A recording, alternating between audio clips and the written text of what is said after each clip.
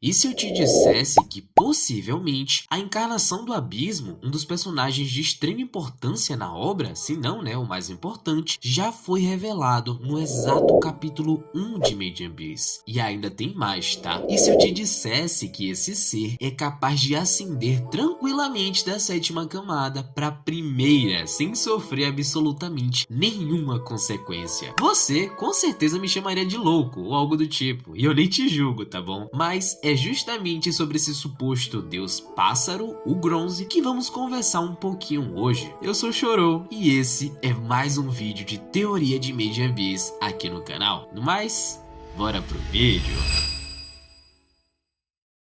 Primeiramente, Bronze. De onde diabos saiu esse nome? Vem comigo que eu vou te mostrar. Capítulo 69.5. Aqui tivemos um extra com algumas informações, artes e até possivelmente dicas de capítulos futuros. O Akihito, ele sempre tá criando esse tipo de coisa para poder mostrar e complementar o fim de cada volume físico. Nesse capítulo extra, tivemos umas coisas bem interessantes. Como por exemplo, o painel da aparência da alma da Michi que vimos no capítulo 73, um painel de apresentação sobre o Tenmaku e as suas habilidades. Porém, o mais importante de tudo vem mais lá para o final, onde temos uma passagem comum de Hariomari e um olho de um personagem que parece estar observando todas as situações que estão acontecendo atualmente e também as que já aconteceram, como se de alguma forma ele fosse capaz de observar tanto o passado como o presente e o futuro também. Vale ressaltar também uma coisa que eu só percebi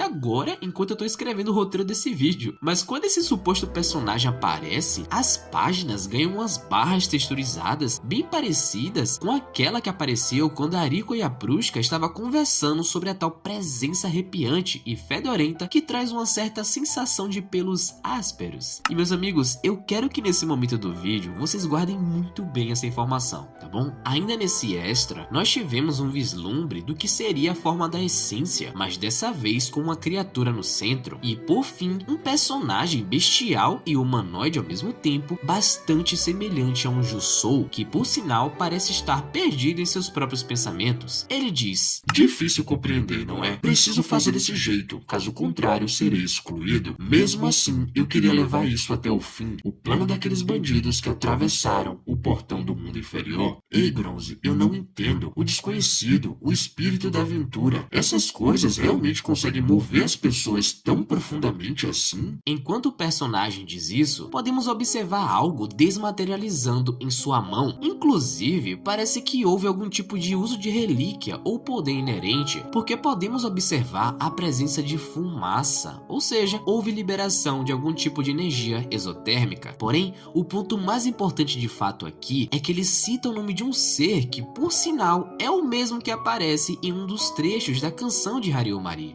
o hino de Bronze. Então, aqui nós temos certeza que o Bronze, ele é um personagem que realmente está na história. Só que pela expressão e pela reação desse personagem, durante a sua passagem, o Bronze, ele parece ser alguém distante e desconexo, mas ao mesmo tempo parece possuir um entendimento tão amplo, mas tão amplo sobre essa coisa da aventura no abismo, que o personagem do volume extra nem chega a compreender o gostinho desse sentimento. Ok, então bora trabalhar com as possibilidades agora. As informações, elas são bem escassas, mas sabemos agora que Bronze é um ser que entende bastante do abismo. Além disso, algumas coisas ficam ainda mais claras quando percebemos as conexões de Bronze feitas a pássaros. No próprio capítulo extra, pouco antes da entrada da visão atemporal do personagem, vemos o que parece ser uma pomba iluminada. No hino de Bronze, literalmente, temos a seguinte passagem: uma voz suave te chama, um floco de ouro brilhante anuncia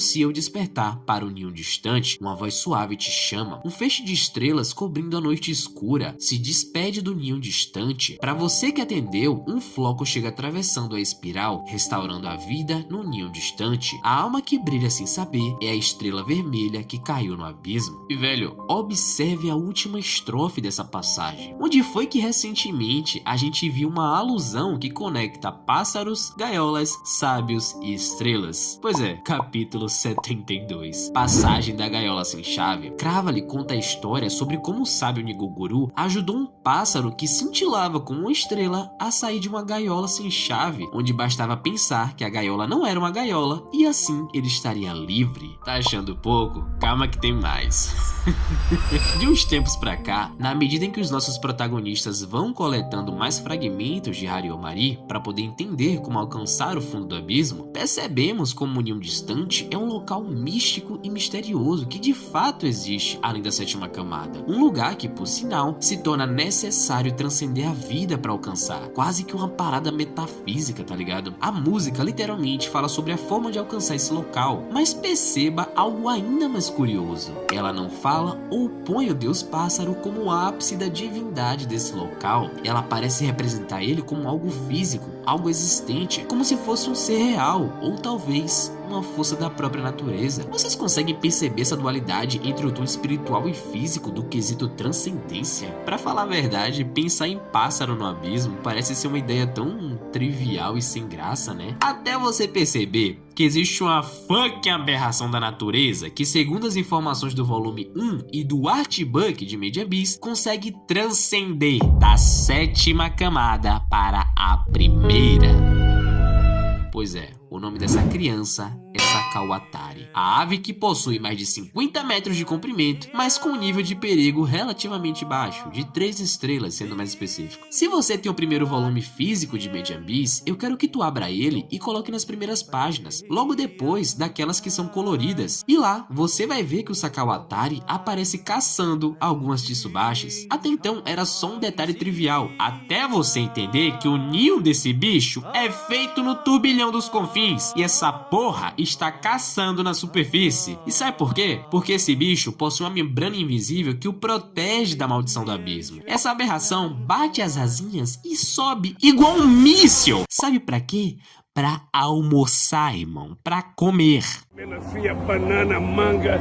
Vai todo mundo se fuder. E se já não bastasse ter garras com 1 metro de comprimento, essa aberração ainda consegue contorcer seu próprio corpo para poder ganhar velocidade. Pois é, o bicho ainda sabe passar a marcha. E aqui a gente levanta uma hipótese bastante interessante que se conecta com o que eu falei ainda agora. E praticamente quase todas as religiões antigas do nosso mundo, pássaros representam algo muito específico. Eles são mensageiros entre o céu e a terra, entre deuses e humanos, entre a vida e a morte. E talvez em Made in Abyss esse simbolismo possa permanecer, com o Sakawatari conectando camadas e ignorando as fronteiras da biodiversidade, como se fosse um intermediário entre o próprio abismo e aqueles que vivem nele. E isso faz Gonzi deixar de parecer apenas uma entidade religiosa e o torna algo mais próximo da consciência por trás dessas criaturas. Outra coisa também que separa Gonzi do Sakawatari é justamente a informação de que Eriko diz sentir como se estivesse sendo esfregada por pelos ásperos e não por penas ásperas. Porém, a informação mais reveladora e absurda de todas que demonstra a importância do Sakawatari e também que de certa forma complementa a ideia religiosa por trás de sua existência é justamente a de que os murais e lendas afirmam que ele aparece uma vez a cada 2000 anos, porém acredita-se que o seu aparecimento seja um sinal de que o fim do ciclo está se aproximando e um novo está para começar, fora que ainda há mais rumores de que seja a mesma criatura retratada dos murais do ciclo de 2000 anos atrás e possivelmente 4000, 6000 e 8000 anos e por aí vai, servindo basicamente como um mensageiro do fim de uma divindade que se encontra